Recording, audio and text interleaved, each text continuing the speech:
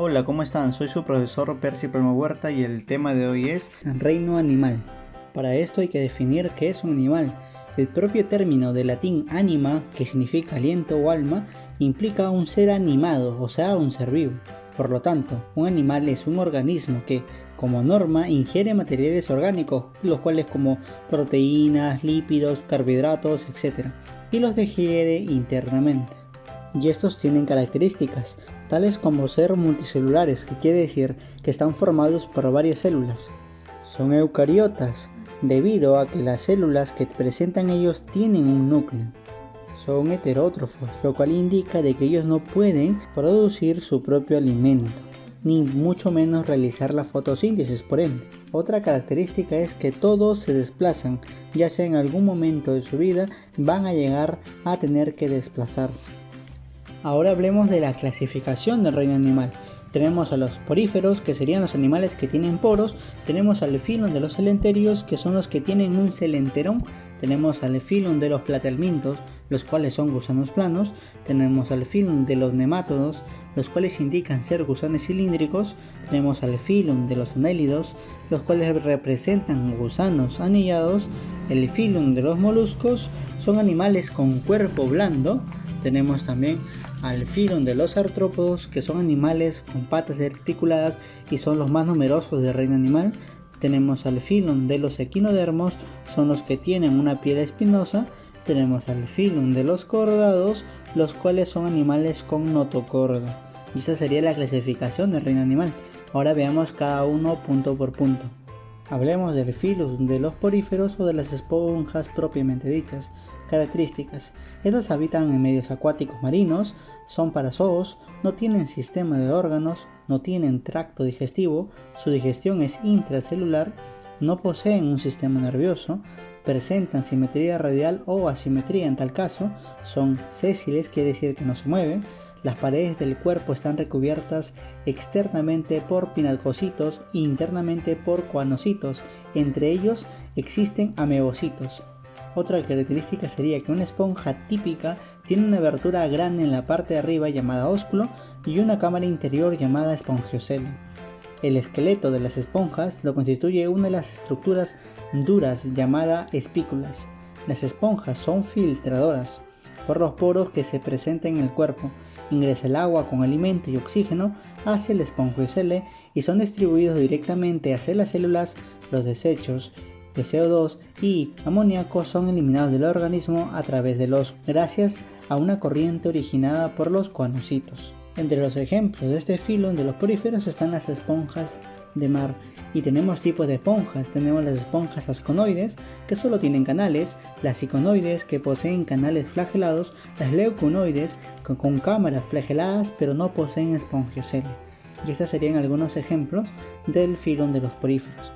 Filum de los celenterios o los nidarios, que son los que tienen un celenterón. Hablemos de las características. Son lipoblásticos de una vida marina, es decir, derivan de dos capas de tejido. Poseen simetría radial tal como las estrellas de mar. Presentan un tubo digestivo incompleto formado por una cavidad llamada gastrovascular o celenterón, que tiene una sola abertura, en este caso vendría a ser la boca. Algunos nidarios tienen dos formas de cuerpo diferente durante su ciclo de vida. Una de las formas del cuerpo es el pólipo, que tiene la forma de un tubo con la boca en la superficie superior, viviendo fijas y en el fondo del mar. La forma del cuerpo es la medusa, un cuerpo en forma de campana con la boca en la superficie inferior. Estas también presentan cápsulas urticantes llamadas nematocistos, que se encuentran en las células llamadas cinocitos, ya que por eso justamente se da el nombre, que se le conoce como el filum de los celenterios o los nidarios. Y tenemos tres tipos de clases de celenterios. Tenemos a los hidrozoos, en este caso tuviéramos a las hidras. Tenemos a los esifozoos, tendríamos a la malagua y a la medusa. Y tenemos a los antozoos, que vendrían a ser las anémonas de mar, los pólipos de coral. Filum de los platelmintos o gusanos planos. Hablemos de las características.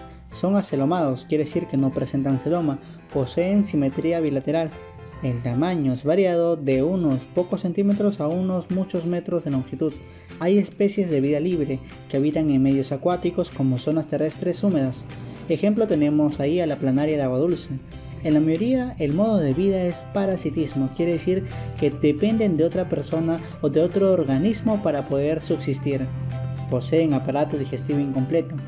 El sistema nervioso está constituido por ganglios nerviosos grandes y cordones nerviosos que se extienden a lo largo de todo el cuerpo.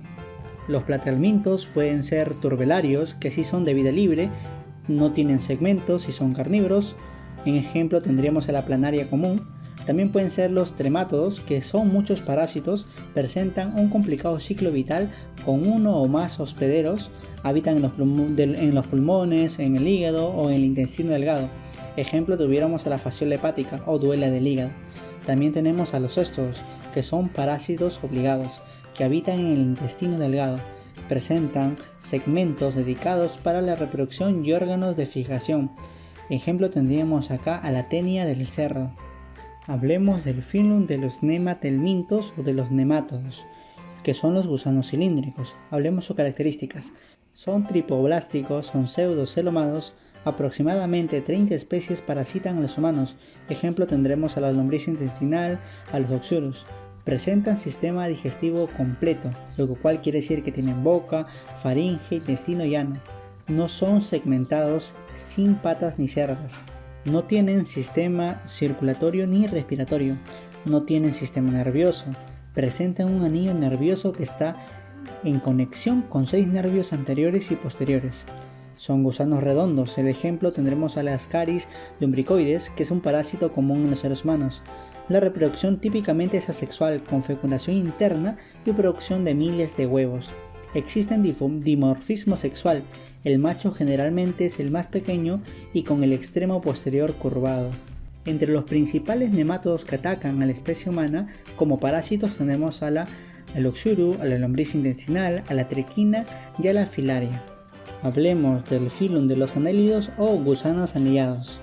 Sus características son: el cuerpo es alargado con simetría bilateral. La segmentación divide el celoma en compartimientos. Cada uno de estos compartimientos presenta aquetos para su locomoción o movimiento. Son de vida libre. Cuerpo cubierto con una cutícula húmeda y delgada sobre un epitelio columnar que tiene células glandulares y células sensitivas.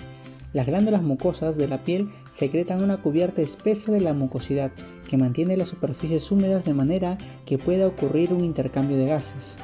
Tienen un tubo digestivo completo, tubular, que se extiende a lo largo de todo su cuerpo. Tienen un sistema circulatorio cerrado, formado por vasos longitudinales con ramas laterales en cada somita, que vendría a ser cada segmentación para su locomoción. Tienen respiración cutánea o por branquias en algunos casos de gusanos. Los anélidos tienen 3 clases. Tenemos a los oligoquetos, que vendría a ser representante de la lombriz de tierra, que tiene mucha importancia ecológica. Tenemos a los poliquetos o gusanos arenícolas, y tenemos a los yurideos como las sanguijuelas, que carecen de quetas y poseen ventosas en los extremos del cuerpo para aspirar la sangre y secretan hirudina. Hablemos del filum de los moluscos o animales con cuerpo blando.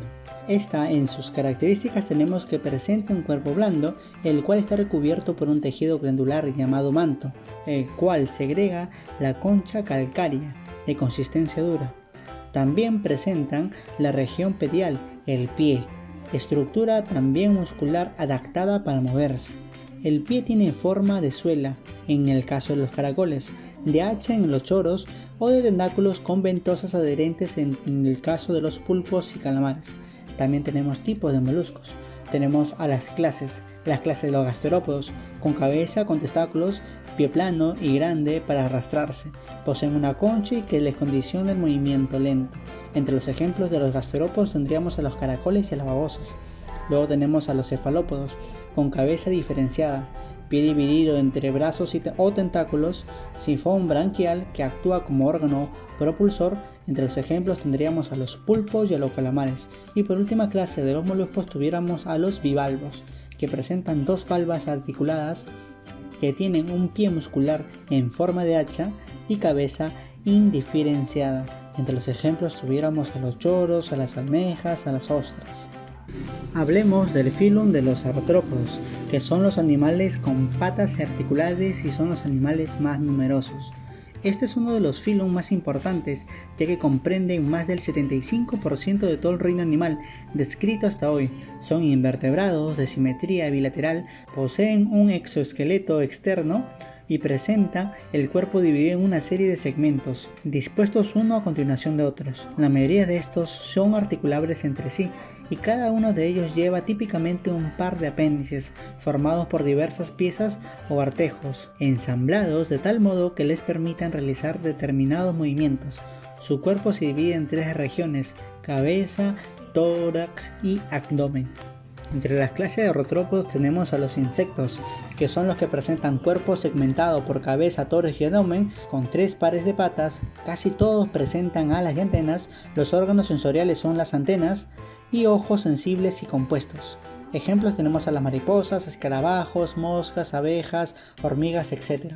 Otra clase tendríamos a los arácnidos, que carecen de alas y antenas.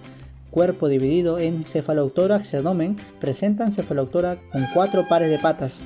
El primer par de apéndices de la cabeza se llama quelíceros, para coger o atacar a la presa. Entre los ejemplos tendríamos a los alacranes, a las garrapatas, a las arañas, a los escorpiones, a los ácaros. Otra clase de artrópodos tendríamos a los crustáceos. Su cuerpo presenta 2 regiones, 2 pares de antenas, 5 o más pares de patas. Principalmente son acuáticos y pocos son terrestres. En algunos casos tenemos a las langostas, a los cangrejos, a los camarones, etc. Otra clase de artrópodos serían los quilópodos, que presentan 100 pies, cabeza bien definida, el primer par de patas modificadas para envenenación, un par de patas en cada segmento y un par de antenas. En los ejemplos tendremos propiamente dicho a los 100 pies. Otra clase serían los diplópodos. Estos presentan 1000 pies, 2 pares de patas en cada somite. Los primeros 4 segmentos tienen un par de patas y tienen un par de antenas, cabeza bien definida y cilíndrica por lo general.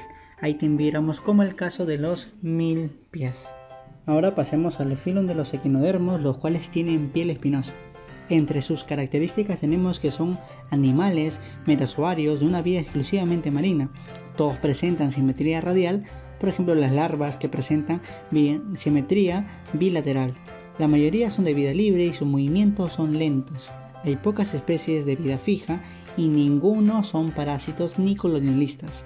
Presentan un sistema de conductos por donde circula el agua de mar llamado sistema ambulacral, relacionado directamente a la locomoción. Poseen un gran poder de regeneración. Entre sus clases de los equinodermos tendremos a las asteroideas, por ejemplo las estrellas de mar, las equinoideas, por ejemplo el erizo de mar, las ofiurozoideas, por ejemplo las arañas de mar, las crinoideas, tendríamos ahí al pepino de mar, y las holoturideas, que tendremos ahí al pepino de mar. Ahora pasemos al filum de los cordados, que son animales que tienen notocordas. Los cordados son un grupo muy diverso de animales unidos por 4 características que poseen de manera común en alguna etapa de su vida.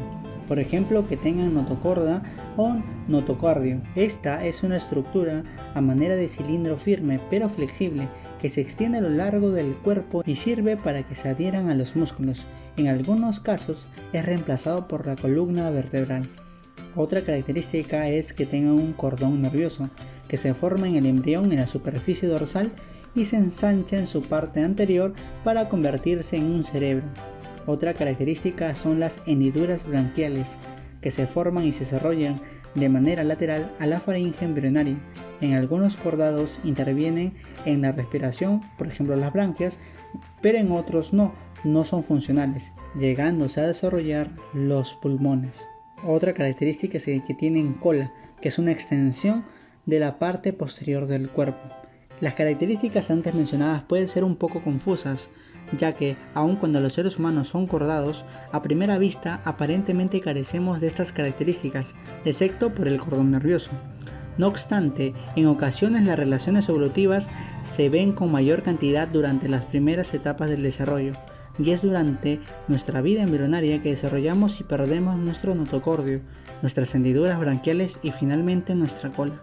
Los seres humanos Comparten estas características con los vertebrados y con dos grupos de los cordados invertebrados, como son los anfioxos y los tunicados. En los ejemplos tendríamos a las ascidias, al anfioxo y todos los vertebrados, tales como los peces, anfibios, reptiles, aves y mamíferos.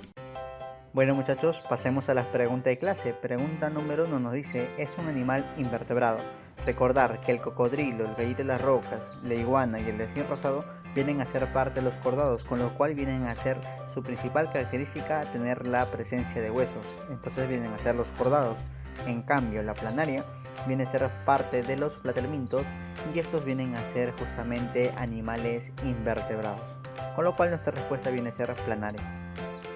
Pregunta número 2 nos dice, ¿es un porífero?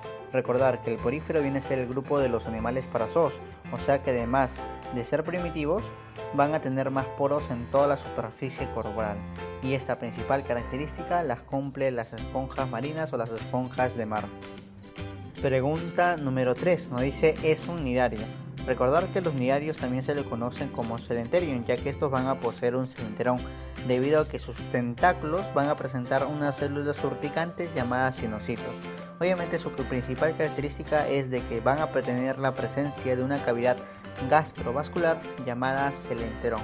Entonces, el principal representante de este filo llega a ser la hidra, la anémona y las malaguas, con lo cual en este caso entraría la medusa. Pregunta número 4 nos dice, ¿es un platelminto? Recordar que los platelmintos vienen a ser los gusanos con el cuerpo aplanado, y esta vendría a ser en el caso de la planaria. Recordar que también la planaria viene a ser de vida libre. Pregunta número 5 nos dice, ¿es un nemátodo? Los nemátodos son conocidos por ser gusanos cilíndricos, obviamente también se les conoce como nematelmintos o gusanos redondos, ya que tenemos el clásico ejemplo de los oxurios. Bueno muchachos, hemos llegado al término de la clase, no se olviden de presentar sus trabajos y sus tareas, los estaré esperando. Muchas gracias.